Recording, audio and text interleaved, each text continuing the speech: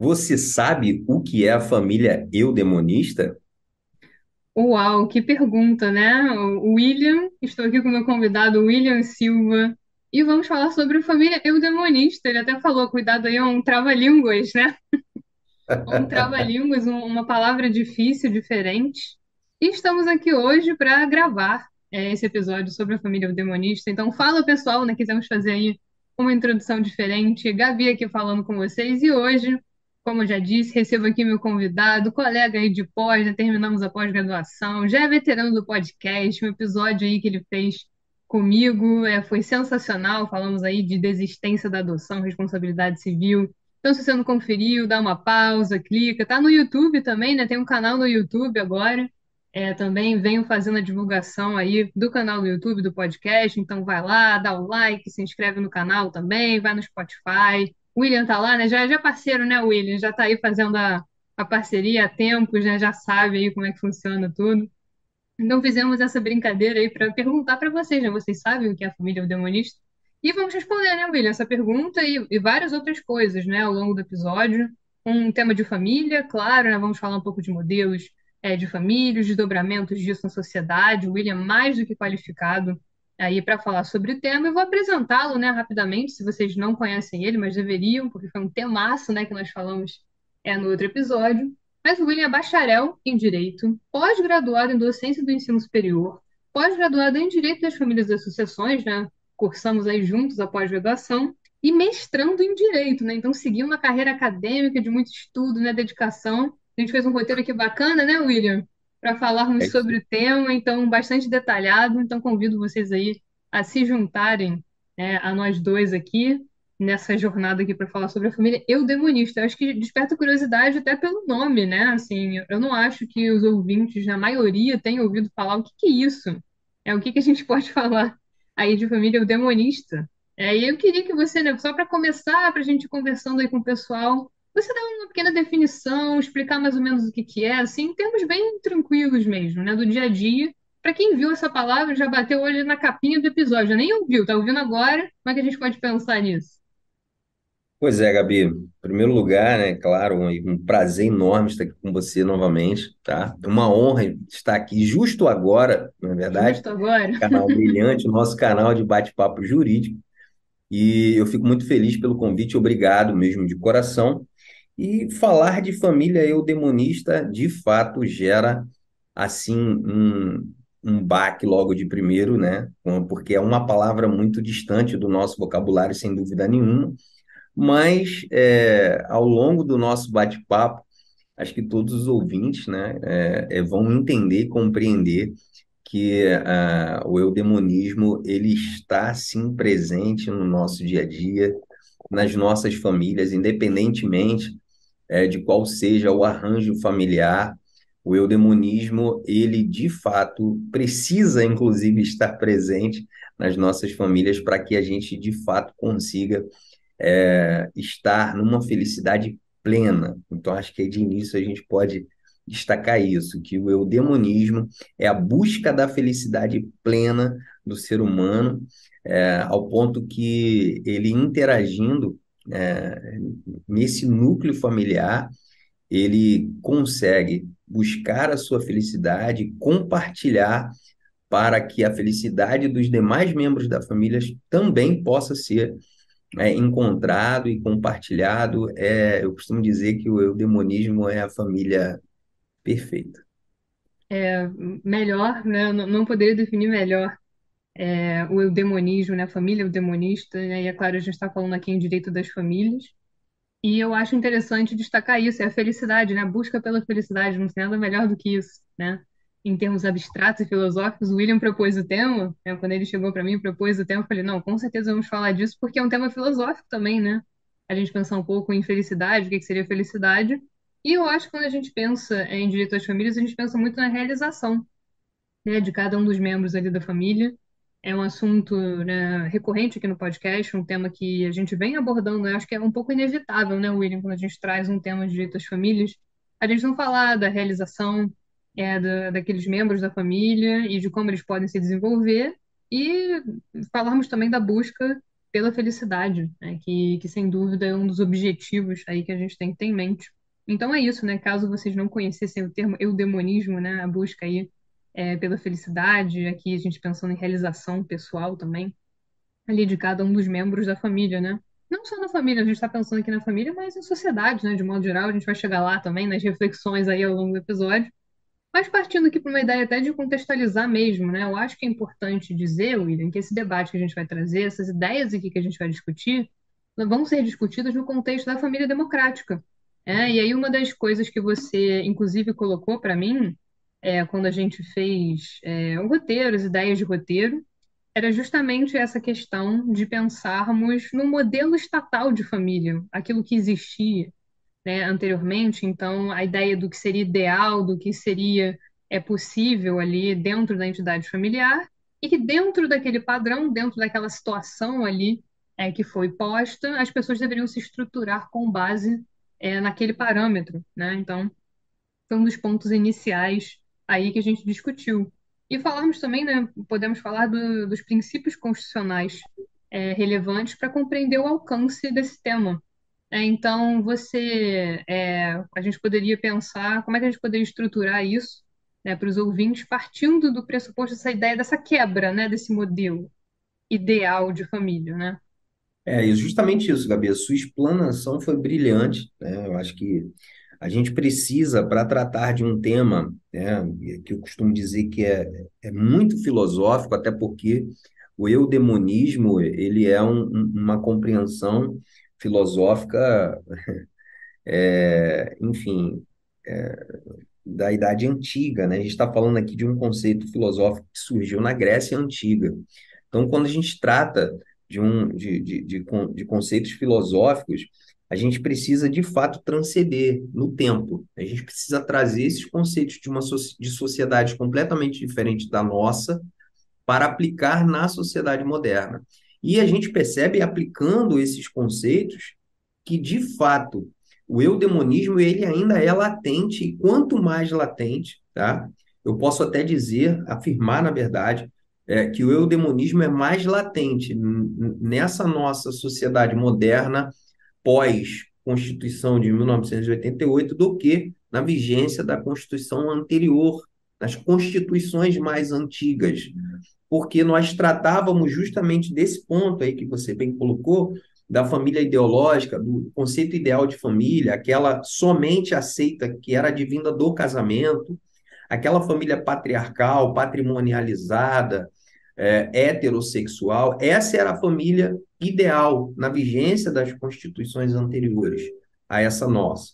E isso é uma coisa que a gente precisa trabalhar para entender que não é mais assim, que hoje não é mais assim. É exatamente isso, né, William? Eu acho que hoje em dia as pessoas falam tanto em desconstrução, né, de padrões e de ideias, e a gente tem que parar realmente para pensar em certas coisas, em certas realidades, por menores que pareçam, né, fazem parte do nosso dia a dia.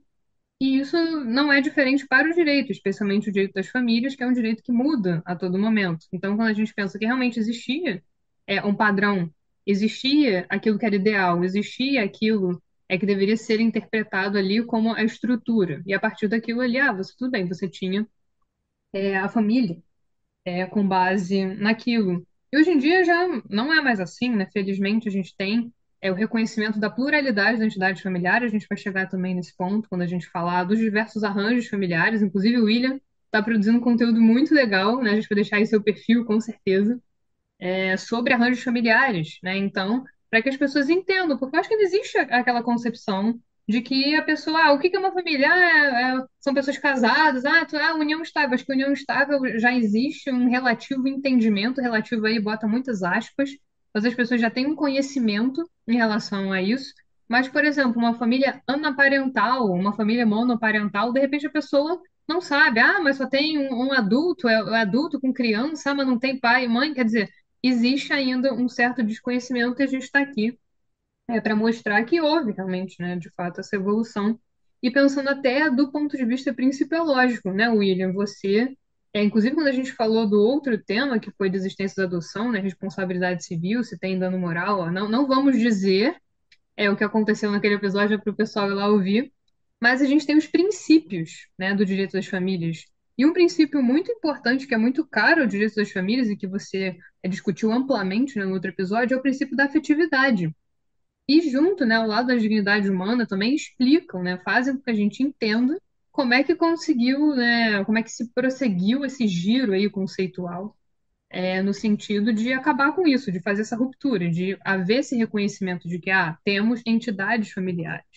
E isso está completamente alinhado ao demonismo. Porque por que que as pessoas não podem ser felizes, não podem buscar a felicidade de cada uma no modelo familiar que de repente não é o padrão? É. Qual é o problema com isso? Né? Nenhum. Então a gente vai acompanhando. O direito vai tutelando isso, né? Por isso que esse tema é interessante até por ser moderno mesmo, né? Sim, sim, sem dúvida. Todas essas colocações que você faz são pertinentes porque uma coisa está diretamente ligada à outra. Quando a gente começa a se aprofundar no estudo do direito das famílias, a gente começa a perceber a forma que os princípios vão construindo, né, padrões e vão trazendo é, até mesmo um entendimento mais evoluído daquilo que era na vigência das constituições anteriores, a gente começa a ter uma ruptura. Esse conceito ideal, esse conceito padronizado de família, aquela família sacralizada, né, aquela família que advinha daquela união entre Estado e Igreja, aquela família onde o eudemonismo não existia. Porque naquela família, a felicidade era apenas do patriarca da família, né? Tanto no conceito patrimonial, quanto nos seus próprios anseios como o patriarca da família, e os demais membros da família não existia uma igualdade substancial que a gente defende hoje. Então, percebe-se que o eudemonismo veio muito de um tempo muito antigo, da Grécia Antiga, onde o principal filósofo que defende essa tese era Aristóteles, que defendia isso. Aristóteles, já entrando um pouco nesse conceito filosófico, Aristóteles defendia que o eudemonismo era a busca da felicidade, e aquilo era uma questão de moral e tido como um bem supremo. O ser humano, para Aristóteles, era um ser sociável. E na concepção de Aristóteles, o ser humano ele precisava estar em relacionamento com a sociedade e desse relacionamento surgia a sua felicidade. E o homem não seria capaz de ter essa felicidade plena se estivesse só, sem essas relações sociais. Então a gente percebe que não é uma relação social estigmatizada, são relações sociais que já acontecia na Grécia, naquele Estado grego antigo, e que ocorre hoje na nossa sociedade moderna.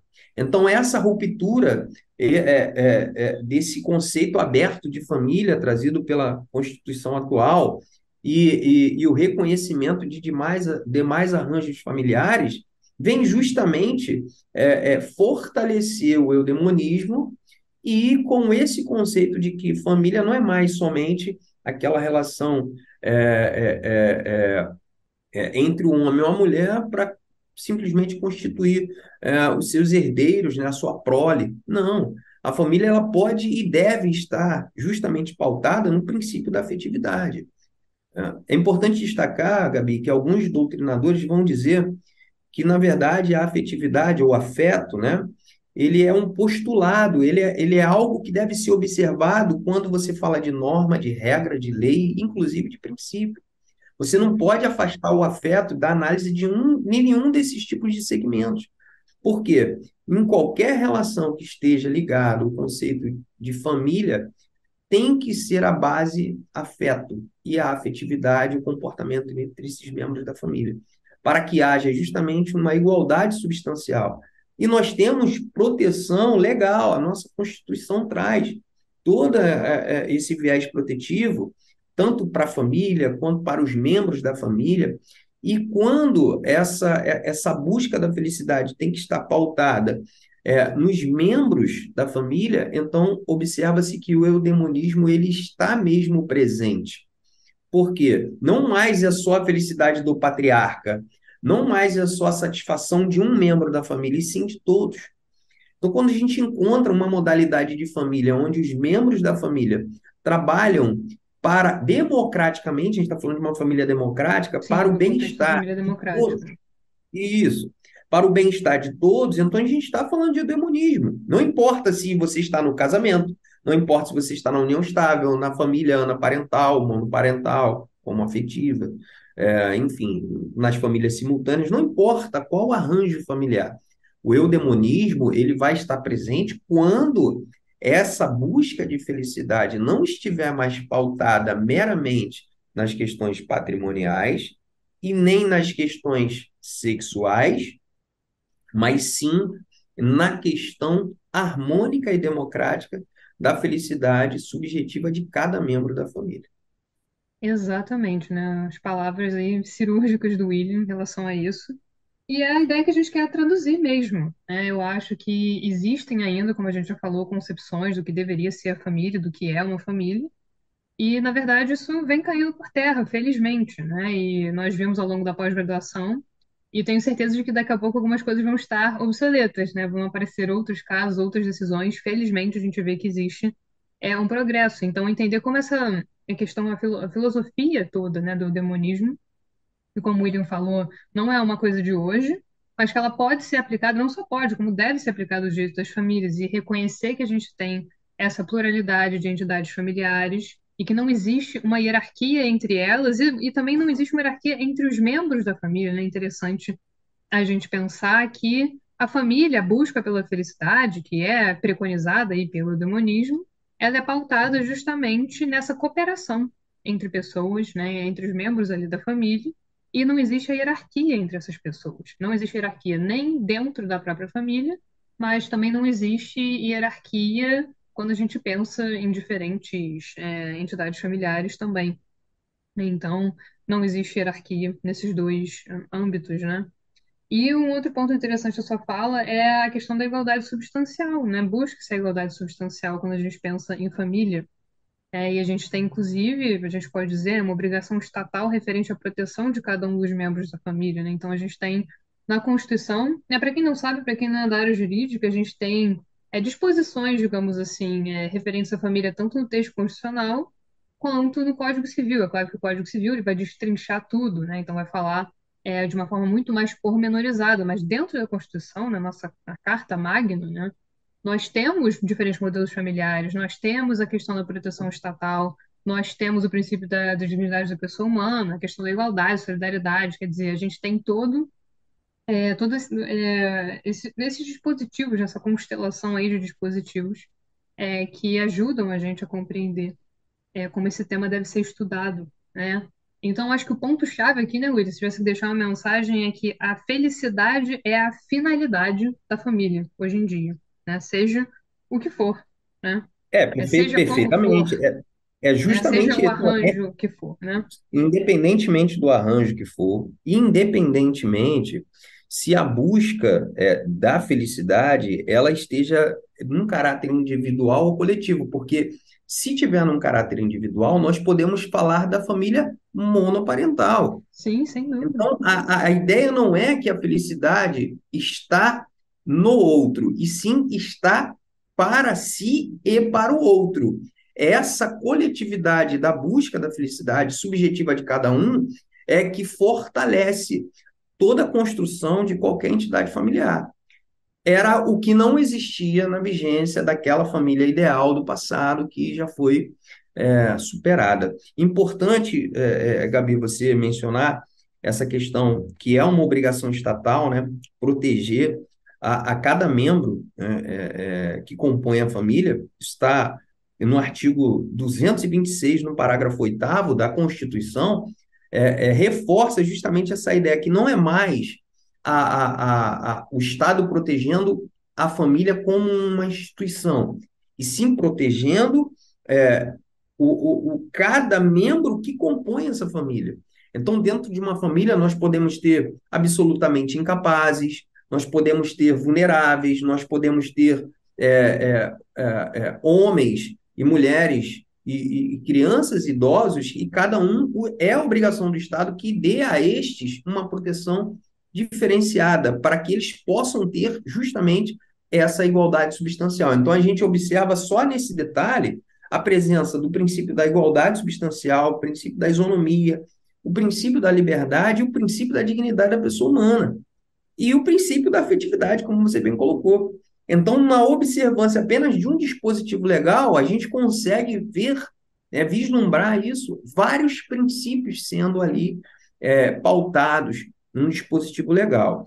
Agora, ainda, eu gostaria aqui de fazer uma observação, Gabi, que ainda mesmo após a gente ter superado bastante coisa com o advento da Constituição de 88, o reconhecimento da união estável, por exemplo, o reconhecimento da família monoparental, e a aceitação e o reconhecimento de outros arranjos familiares, ainda há, de fato, muito preconceito. De fato, uma discriminação enorme em relação a algumas entidades familiares, né? Nós vamos entrar aí nesse Sim, mérito para discutir cada uma. E infelizmente, né? sempre que a gente estiver discutindo esse tema, falando de arranjos familiares, é importante a gente frisar bem que os arranjos familiares eles vão justamente contrapor a ideia de família ideal no que diz respeito à necessidade de existir determinados procedimentos, por exemplo, que existia na família tradicional, advindo apenas do casamento, mas que não há em outra modalidade de família.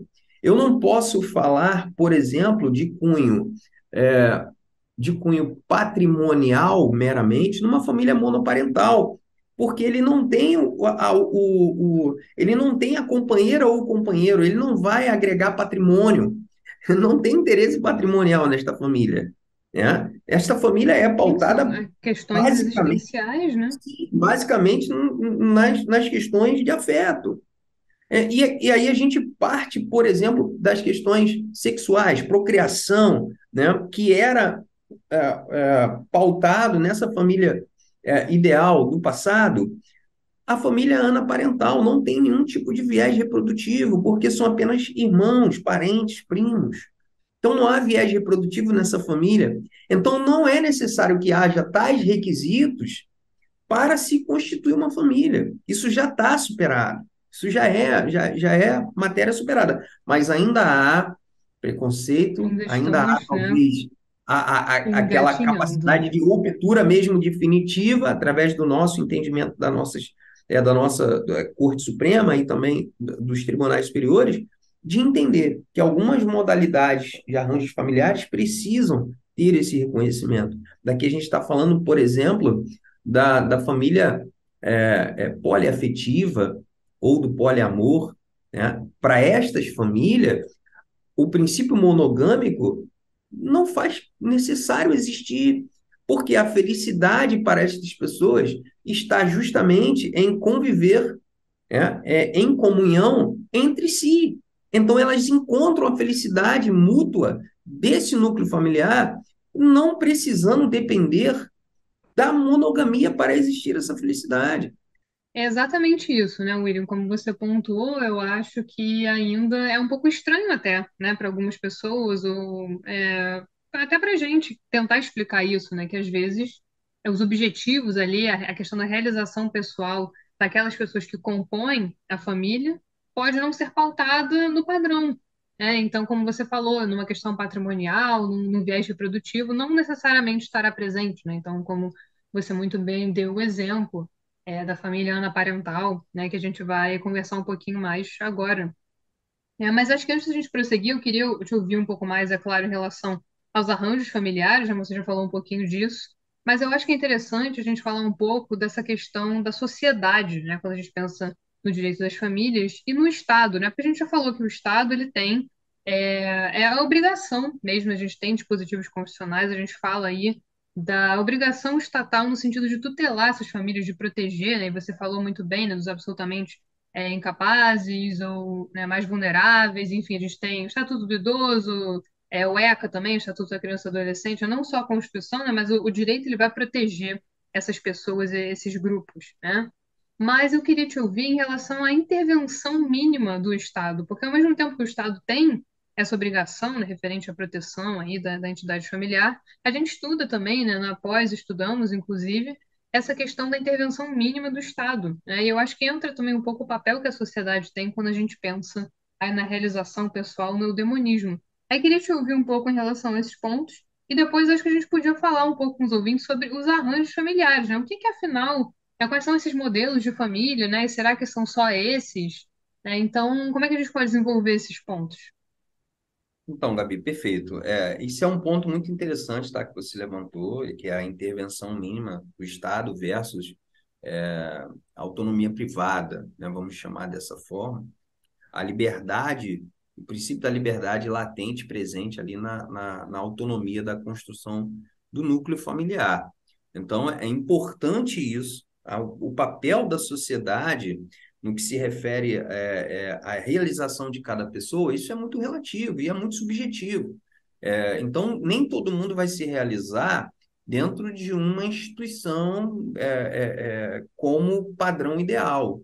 Não, existem pessoas que não querem ter filhos, por exemplo, existem outras que não querem dividir patrimônio, e por aí vai. E existem aquelas famílias que, na verdade, elas, por uma razão, por motivo de força maior ou contra a sua própria vontade, deixaram de ser uma família tradicional, advinda do casamento, para ser uma família monoparental, por exemplo.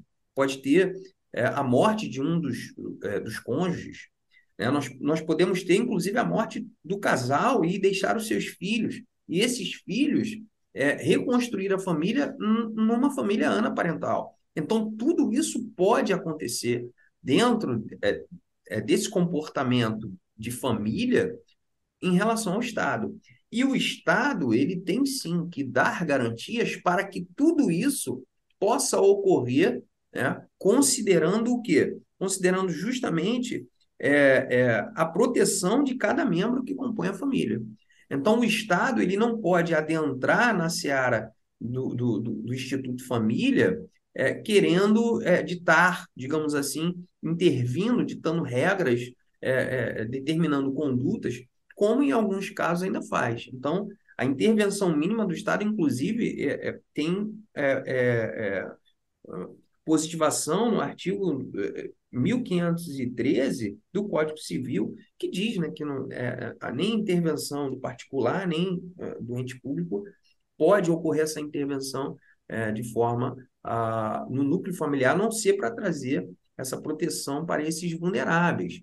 Então, é preciso entender isso, que o Estado ele tem sim que proteger os vulneráveis para que possa haver igualdade substancial, mas não pode determinar uma regra para a criação desse núcleo familiar, ou então criar mecanismo para não reconhecimento dessas entidades familiares. Porque a gente também tem, né, a proteção da própria Constituição, está positivado no artigo 226, no parágrafo 7º, que a família ela é fundada na dignidade da pessoa humana, na paternidade responsável e no planejamento familiar, que é livre, a decisão do casal. É o casal, são as pessoas que constituem a família que vão definir como é que ela vai constituir essa família. Então, a gente precisa abrir esse leque, essa possibilidade de compreensão de não ficar preso a um dogma ou até mesmo aquela questão de sacralização da família, porque nós estamos hoje numa sociedade onde o afeto, a afetividade, a dignidade da pessoa humana e todas as demais igualdades precisam ser respeitadas. Então, é importante entender isso. E muito já se avançou, né, em A relação a essa gente intervenção já mínima. tivemos avanços, né? Sim, a gente, Já por exemplo, tivemos a avanços gente, a sem gente dúvida pode, sobre isso. a gente pode destacar, por exemplo, hoje é possível que seja modificado o regime de bens, né? Existe a mutabilidade do regime de bens, existe todas as garantias de formas constitucionais à família, a extinção, por exemplo, do casamento sem culpa, né? Existe isso, A não culpa é é um ponto, pautado. inclusive, nem tá aqui no roteiro, né? Mas você falou. Justamente, então são É pontos uma que a gente. evolução, né? Uma evolução também. Sim, sim. Mas ainda, por exemplo, há situações que não evoluíram de maneira plena. Por exemplo, para destacar, somente para ilustrar, o regime legal obrigatório do artigo 1641 do Código Civil, no inciso 2. que fala justamente de quê? Daquela separação de bens obrigatória para o casamento da pessoa com mais de 70 anos. Que é um Então, assunto olha que bastante controvertido, né? A gente tem justamente porque uma pós. não cabe ao legislador trazer a ideia de incapacidade absoluta ou sequer relativa, que não estão lá no artigo terceiro, que define quem são os absolutamente incapazes e os relativamente incapazes. A incapacidade da pessoa idosa, ela só pode ser declarada pela justiça. A interdição de uma pessoa só pode ser executada pela justiça, através do devido processo legal. E isso é, de fato, sim, uma manifestação de imposição do Estado que não vem de encontro à questão da intervenção mínima. Claro que a gente não vai entrar aqui no mérito de discutir por causa do que isso acontece, né? Seria tema para um outro podcast, não é Ah, com verdade? certeza. Não, Mas, só mas esse dispositivo, né? pois é, mas aí Para a quem gente não sabe, consegue gente, né? Se entender, você tem. A lei determina o regime de bens, né, o que o William está trazendo, que existe ainda uma obrigatoriedade relativa ao regime de bens, né, para pessoas que desejam se casar aí com 70 anos ou mais, né? Então, isso, existe essa limitação aí que é muito discutida. perfeito. Então, é interessante, né, destacar. Sim, aí você observa como essa pessoa com 70 anos vai estabelecer esse eudemonismo na vida dela. Não vai conseguir fazer isso. Porque para ela, a realização e a felicidade dela está em ter a liberdade de escolher qual é o regime de bens que ele vai se casar. Então, já fica um pouco ali o Estado querendo ditar a regra e dentro de uma autonomia privada, que é constituir a sua família, né, da forma que você quiser. Mas seguindo adiante, o Gabi, nós podemos sim iniciar falando um pouco desses arranjos familiares. Quais são essas modalidades, né? Assim, em que a gente poderia destacar a presença do eudemonismo na construção desses núcleos familiares.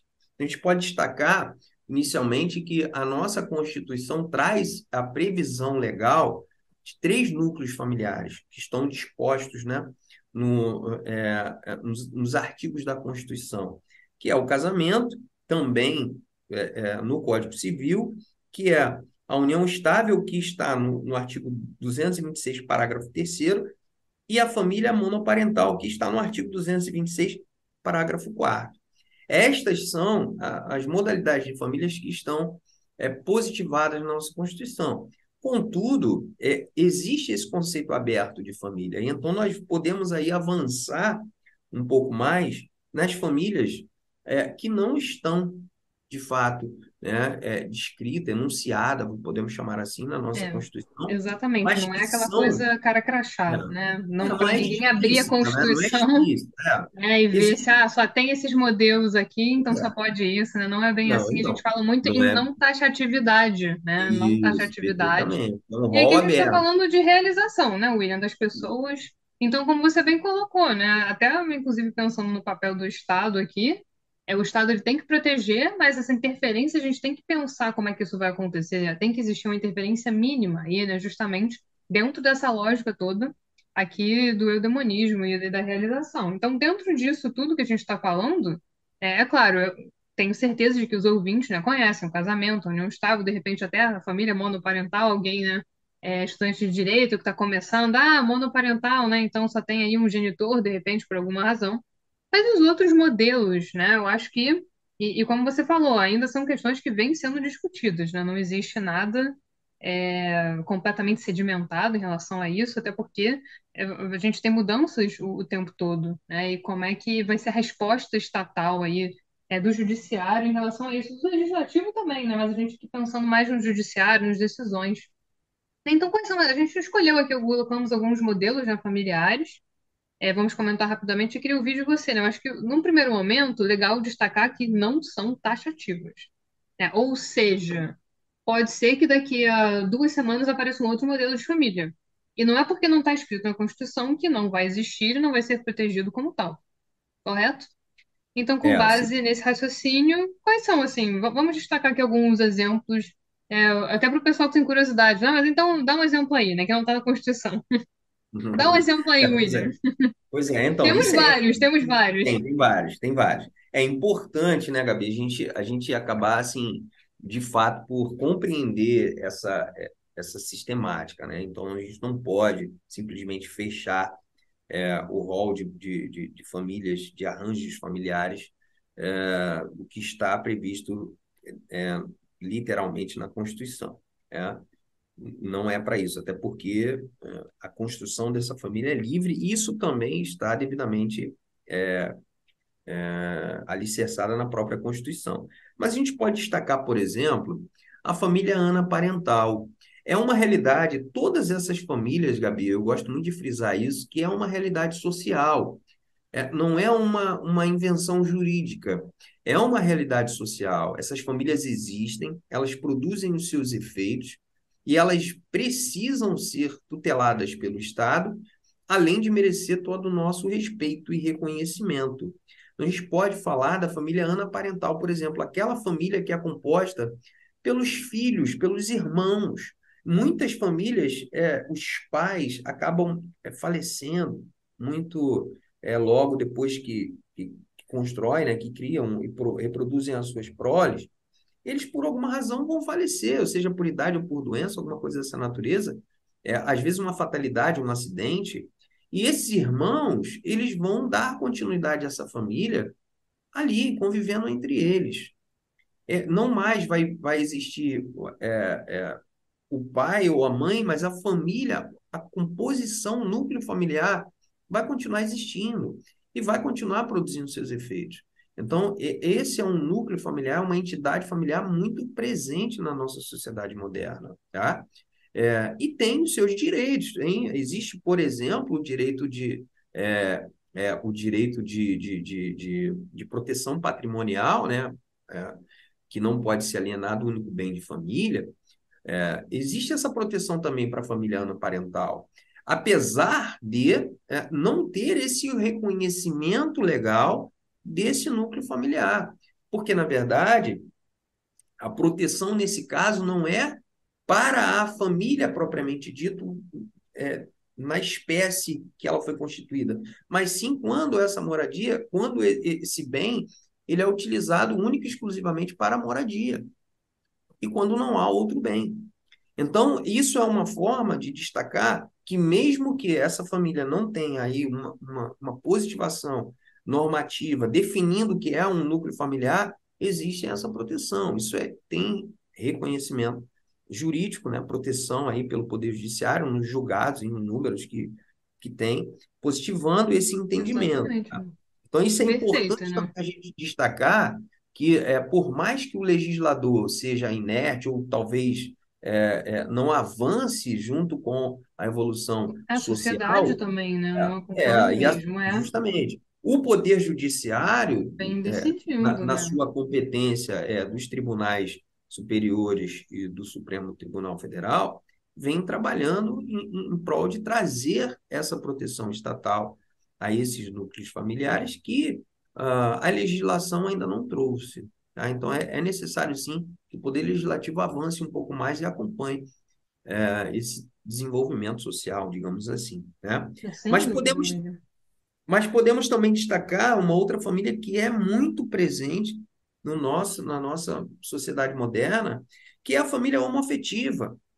A família homoafetiva, ela, da mesma forma que não há também esse cunho, né, não há esse desejo de procriação, de prole, né, na família anaparental, isso também não acontece na família homoafetiva. Hoje nós temos a possibilidade de quê? Da adoção, tá? Pela família homoafetiva ou por um só dos seus que compõe essa família ou pelos dois. E também nós temos a reprodução humana assistida.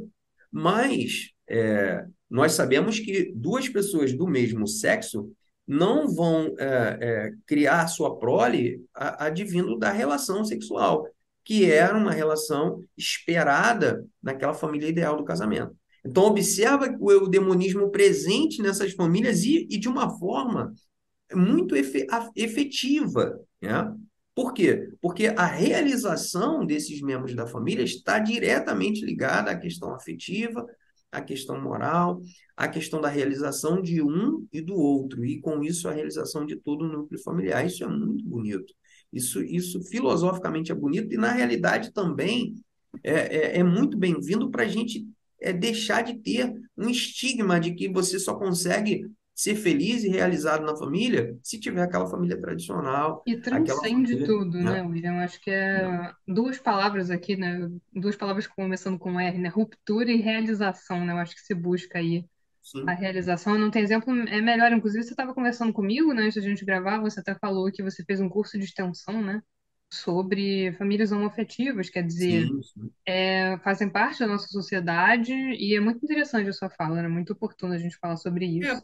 Porque, Gabi, ainda há, né, e nós devemos reiterar sempre isso, ainda há um preconceito muito grande, tá? Exatamente, A família homoafetiva, ela avançou bastante, infelizmente. infelizmente. Ela avançou bastante, mas não foi é, é, pelo, é, é, pela vontade do Poder Legislativo, foi pelo trabalho do Poder Judiciário. Sim, Então, construído, né, ao longo do nós tempo também, tivemos o né? primeiro, nós tivemos A gente o vai primeiro. estudando as decisões, o caminho todo, né, Isso aí, nós. que a gente percorreu, né? E não foi do dia para a noite, né? Não, não foi. Não é uma coisa simples, né? Mereceria até um episódio próprio, né, para a gente falar desse caminho aí, Sim, tem bastante coisa para falar sobre em esse termos de caminho, essa jurisprudência evolução, em termos também, de né? Mas jurisprudência. felizmente estamos caminhando, né? Eu acho que só o fato de a gente estar falando sobre isso já é um avanço e de estarmos Sem dúvida caminhando nenhuma. também, Mas ainda ainda há, que devagar, né? Em é, certos momentos. mas ainda há, de fato, né, um preconceito, uma inclinação ainda do Poder Legislativo em permanecer, digamos assim, fixado naquela ideia de família, enfim, família ideal, né, aquela família previamente definida e contextualizada pelo próprio Estado. Ainda há, mas estamos Mas estamos caminhando caminhando, estamos nesse seguindo. caminho. Então a gente agora, quando a gente vai, eu vou aqui adentrar em duas modalidades de família que de fato estas sofrem, eu posso dizer assim, é, o maior preconceito, tá? Ainda maior que a família homoafetiva, porque hoje a gente já tem previsão da união estável entre pessoas do mesmo sexo, inclusive até do casamento, já existe essa previsão, né? Então, porém, quando a gente fala das famílias paralelas ou simultâneas e das famílias poliafetivas, aí a gente entra num contexto, num terreno que ainda o Poder Judiciário não avançou, como penso eu, com todo respeito à máxima vênia, quem pensa diferente, deveria ter avançado. E quando a gente fala da família paralela, a gente vai estar trabalhando uma ideia de uma pessoa que já constituiu família, o homem ou a mulher, né? Vamos usar, não vamos aqui potencializar a figura, né, do gênero, mas este já é casado, né? Já tem um casamento prévio, né, anterior a essa relação, inicia uma relação paralela. Essa relação paralela, ela é uma relação que produz efeitos. Ela, em muitas das vezes, ou quase sempre, ela deixa de ser um concubinato adulterino e passa a ser uma família mesmo, paralela. Porque produz efeito de prole, né? Em muitos casos, a filhos, em muitos casos, há é, uma convivência, a habitualidade na convivência, mesmo que por períodos e espaços, mas há uma habitualidade. É, há uma intenção de construção de família, há compartilhamento patrimonial, inclusive, agregar patrimônio. E então tem as características de uma família em todos os sentidos. A única coisa que não tem é a questão da. Não se observa o princípio da monogamia nessa família. Tá? Mesmo que por uma das partes pelo desconhecimento. Em alguns casos, na família paralela, aquela que vive em união estável tem a compreensão de que ela é a única companheira, apenas não houve o casamento. Tem a questão do consentimento também, né? Esse tema é riquíssimo, né? Então, Famílias justamente, paralelas. esse também é um tema riquíssimo.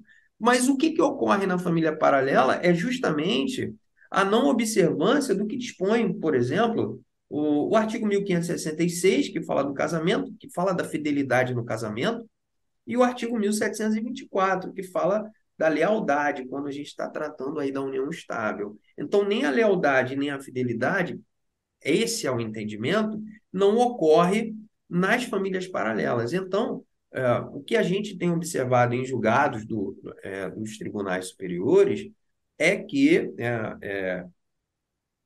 não há um reconhecimento como família, porque existe um impedimento legal e também não há de prevalecer um relacionamento futuro sobre um pré-existente e que nasce, que advém do Instituto do Casamento. Então, esse é basicamente o entendimento do Superior Tribunal de Justiça. Agora, é, os efeitos são produzidos, não há de Sim, negar isso. nós temos efeitos, né? Os Esse efeitos tema é são produzidos. muito Então, uma rico. hora, a uma hora, os tribunais vão ter que mudar esse conceito, vão ter que mudar esse entendimento, porque quando eu digo que o que há nessa relação de união paralela é apenas uma sociedade de fato, então eu deixo completamente desprotegido, por exemplo, o membro dessa família, no caso da morte de um dos companheiros, o outro fica completamente sem nenhuma proteção. Não há proteção patrimonial, não há direitos em relação ao companheiro, apenas aquele que ele comprovar de acordo com uma sociedade de fato, ele tem que comprovar esforço comum.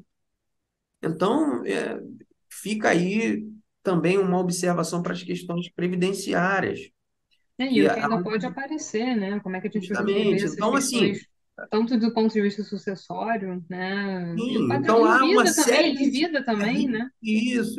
Então, uma série de fatores que a gente observa é que por mais que essa família também nasça através do afeto, através da afetividade, que haja nessa família uma presença eudemonista muito forte, e senão não haveria razão de existir, né? Ela ainda assim é considerada um concubinato adulterino, e isso, com a máxima vênia de quem pensa diferente, eu vejo como uma forma de preconceito. Exatamente, Ah, William, né? É um tema, as famílias paralelas, né, ou simultâneas, é um tema bastante polêmico, né? Nós vimos na pós também, como você falou, temos ainda muitos impactos aí que podemos pensar sobre isso, né? Do ponto de vista patrimonial, das garantias aí para as famílias, né? Para as múltiplas uniões estáveis, ou de repente um casamento com uma união estável. Enfim, as possibilidades são muitas e para a gente finalizar essa parte dos arranjos, né? A gente tem também a união poliafetiva, que é o último modelo de família que a gente destacou aqui, que também vem sendo aí estudado, né, objeto aí de bastante especulação, né, a gente também viu na pós-graduação. Eu vou falar um pouquinho para o pessoal no que seria essa união poliafetiva, né, como é que está aí o estado, né, da arte em termos jurídicos, né, como a gente pode pensar na união poliafetiva. Selecionamos aqui como um modelo familiar também, né? sem dúvida. A família poliafetiva ela já está, tá? É muito presente na nossa sociedade, né? E, assim, ela também carece desse reconhecimento do Estado, dessa proteção do Estado e de todo o nosso respeito, sem dúvida nenhuma, tá, Gabi? Toda modalidade de família, outras que nós não trouxemos para falar, que ainda não estão ainda com uma expressão um pouco mais, digamos, divulgada, mas já existe essas possibilidades também, falaremos isso no próximo episódio, mas a família poliafetiva, ela é basicamente construída na mesma ideia, no mesmo conceito, tá? Das regras das famílias convivenciais, da união estável, tá? Existe ali um convívio entre pessoas. é, o que diferencia é a pluralidade que não respeita o princípio monogâmico. Então, nós temos várias pessoas convivendo, né, entre si, com relacionamentos. sexuais entre si, tá? De uma maneira múltipla, né? De uma maneira não apenas é, de um casal, digamos assim, mas com uma maior quantidade de pessoas compondo o maior número de casais. Contudo, é, essa família, ela ainda está com uma visão bem, digamos assim, um pouco até mais ainda retardada, um pouco mais ainda atrasada do que a própria família simultânea, tá? Então, existe uma previsão do CNJ, inclusive proibindo, né, os cartórios a registrarem as escrituras de reconhecimento dessas uniões, porque foi um meio que as pessoas que tinham essa união poliafetiva usavam para tornar público é, esse núcleo familiar, registrando, né, em E através do cartório. registro, né, para o Isso, através reconhecimento. do registro, né, do reconhecimento público através de registro em cartório. Mas, em 2018, o CNJ determinou que fosse suspenso, né, que fosse proibido o registro nos cartórios, né?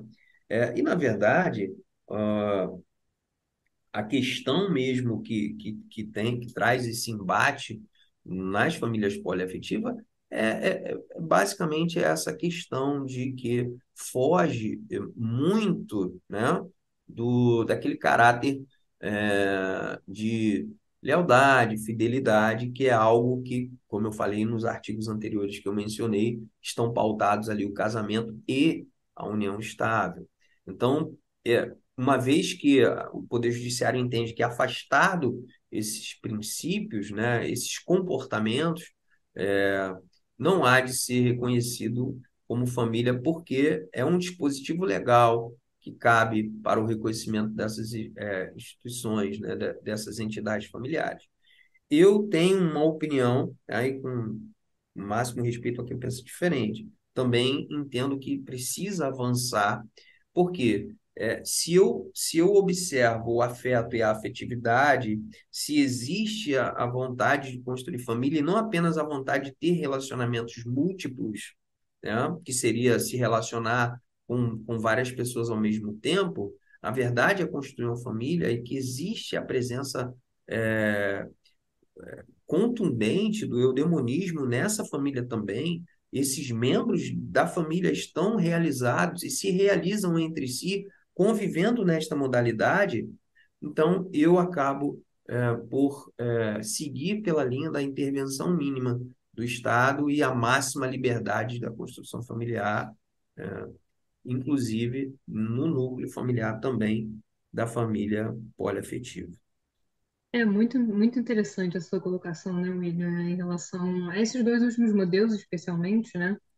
Eu acredito que a gente nós teremos, né, mais modelos, certamente, e escolhemos alguns aqui, como o William falou. E para a gente ver que isso já acontece na sociedade, né? Eu estava até conversando com uma amiga minha, advogada também, e ela disse, não é porque a gente fecha os olhos, né? O direito fecha os olhos, né? Ela dizia que não vai acontecer, né? Que não está ali presente, né? Então a gente tem, como você disse, de fato, desafios aí, pensando especialmente nas famílias paralelas, na união poliafetiva, né? Formas que a gente vai ter que estudar, enfim, eu acredito que isso não vai ser objeto de muito mais debate, e a gente, por hora, está especulando, né, bastante, né, sobre o tema, porque não sabemos como é que isso vai ficar. Mas a mensagem que fica, né, eu acho que a mensagem toda do episódio, né, eu acho que a gente poderia sintetizar para realmente a realização, a busca, o eudemonismo, né, ou seja, a felicidade, essa busca pela realização, ela passa pela família e passa pela sociedade, claro, mas a gente aqui pensando em família.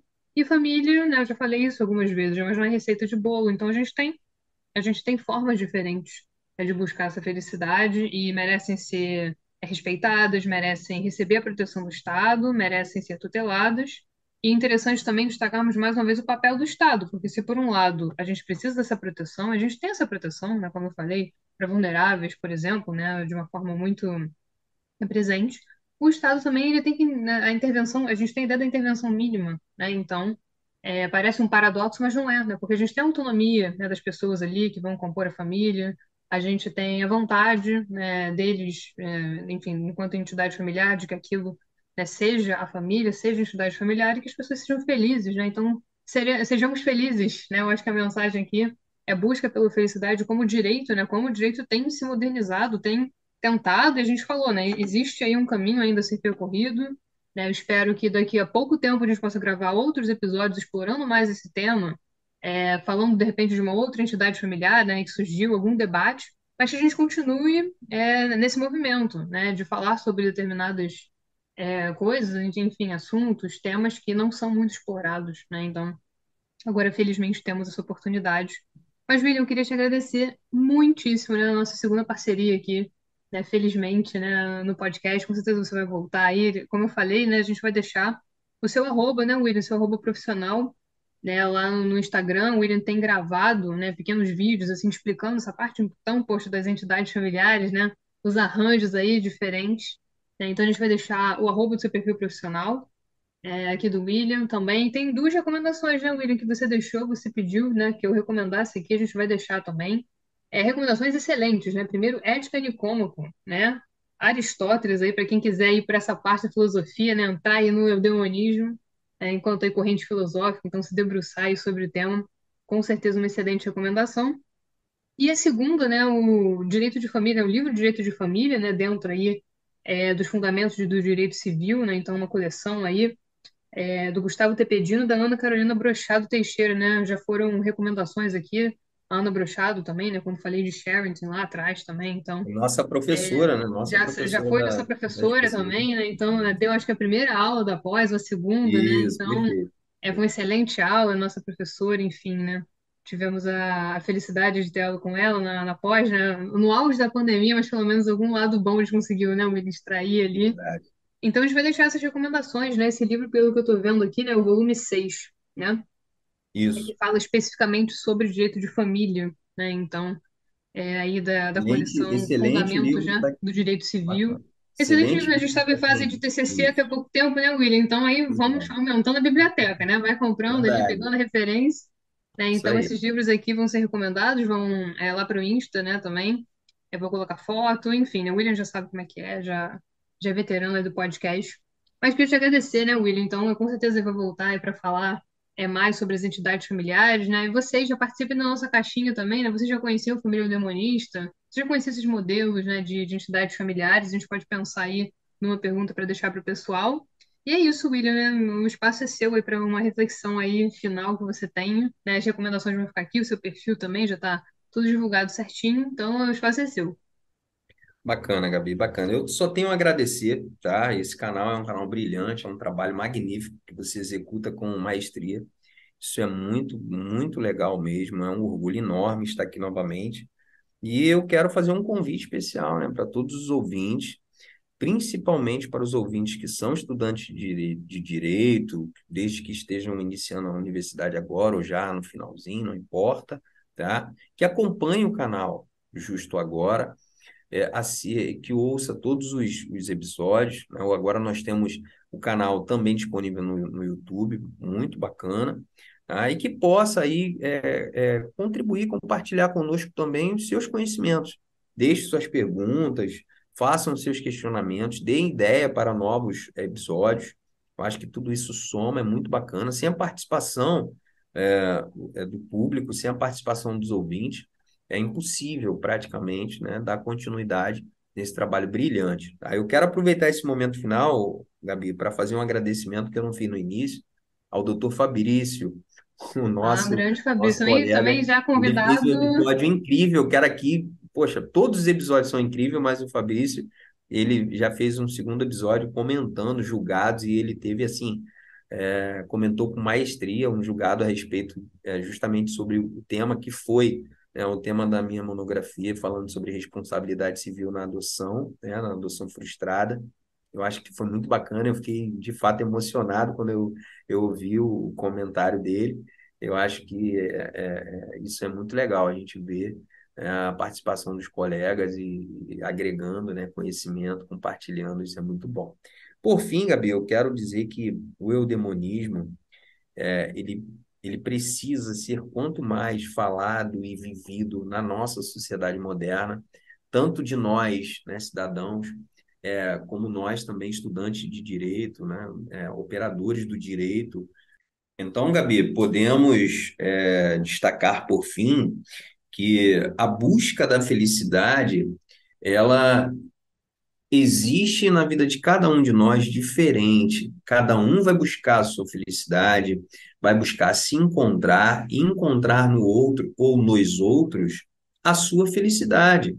E isso tem que ser respeitado pela sociedade e tem que ser respeitado pelo Estado, e o Estado tem que proteger estas pessoas, que são todos nós, para que possamos então, por fim, encontrar esta felicidade plena. Porque uma vez que você encontra a sua felicidade plena dentro do âmbito familiar, certamente, Gabi, você será uma pessoa mais realizada e uma pessoa mais capaz, e uma pessoa capaz de produzir melhores efeitos positivos na vida do que uma outra pessoa que não teve a sua família reconhecida, o seu arranjo familiar reconhecido ou a sua felicidade reconhecida. Independentemente do arranjo familiar, a felicidade é a busca que cada um vai encontrar nesse universo, nessa entidade familiar que escolheu constituir. E nós devemos respeitar, né? E o Estado deve sim nos proteger para que isso seja possível, para que nós possamos alcançar essa felicidade. Isso é eudemonismo. É, acho que eu nem vou falar mais nada, mas perfeito, né? Assim, fazendo aí um apanhado geral, né? Acho que a gente conseguiu passar por vários temas muito interessantes, alguns merecem até episódios próprios, e outros virão, né, William? Então, certamente aí repetiremos, né, a nossa parceria, enfim, para podermos falar aí sobre mais entidades familiares, né, que Certo? eu tenho, né, temos certeza, né, praticamente certeza, de que a gente já tem, né? Já temos outros debates, outros pontos que a gente poderia Sim, destacar aqui também, né? Mas vamos certamente fazer mais temas sobre isso. E é isso, então, né? Vamos passar na pergunta para deixar para o pessoal na caixinha. bacana. Vamos também colocar na descrição, né, suas recomendações, né, os dois livros. E o perfil do William, né? Claro, gente. Então sigam o perfil dele também. Né? E É se vocês bacana. estiverem vindo ouvir aqui, né? Pode ser. Pois Clicaram no é. perfil do William, Ó, viram lá o post, vieram aqui também. Não se esqueçam, né, de se inscrever no isso, canal lá no YouTube, de seguir isso o aí. perfil no Instagram, né? Essa divulgação, especialmente aí da galera que está começando, sempre ajuda Bacana. muito também aí para Muito manter bom. o trabalho que a gente faz aqui, né, em parceria aí com os convidados. Então, é com muita dedicação que eu faço esse trabalho aqui, né, e recebendo aí pessoas, convidados engajados também, estudiosos como o William. Então, não Que isso. esqueça, né? Segue o perfil dele, segue o meu perfil, segue tudo, se inscreve, dá Isso aí. like, Quanto mais compartilha, né? É isso aí. conhecimento, conhecimento não ocupa espaço, não é isso, cara? Exatamente. Não, não custa nada, gente. Dá um like, Verdade. compartilhar, seguir, né? Dá o famoso follow, né? Eu sempre falo isso, né? Nós que produzimos conteúdo precisamos é, dos ouvintes, daqueles que compartilham o nosso conteúdo, que assistem, que seguem nos canais, porque é isso que faz com que a gente continue estudando e continue produzindo conteúdo de qualidade, conteúdo com informação, conteúdo que vai agregar, de certa maneira, um conhecimento para conhecimento geral, quem não estuda, né? E para quem estuda, certamente vai ajudar em muito na formação acadêmica. Com certeza, né? Então, finalizamos aí com as palavras do William. É um prazer recebê-lo de novo. O William, né, vai retornar com certeza. E é isso, gente. Deixem seus comentários, né, suas sugestões. E nos vemos no próximo episódio. É isso, William. Tchau, Muito tchau, pessoal. obrigada. Um forte Adorei recebê-lo abraço. novamente. Tchau, tchau. Boa Tchau. noite. Tchau. Boa noite.